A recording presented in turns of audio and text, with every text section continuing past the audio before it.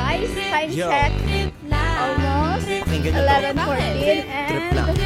wala lang. Hindi ka na naramadali. Anong Nagtataga ginawa ako pagkatapos humihinga ka padali na pare man. Actually, Liwanag na kundi ko kumain lang sasabay kami man. ng Liwanag ka ang isip ay wag na gawin pagdalawa.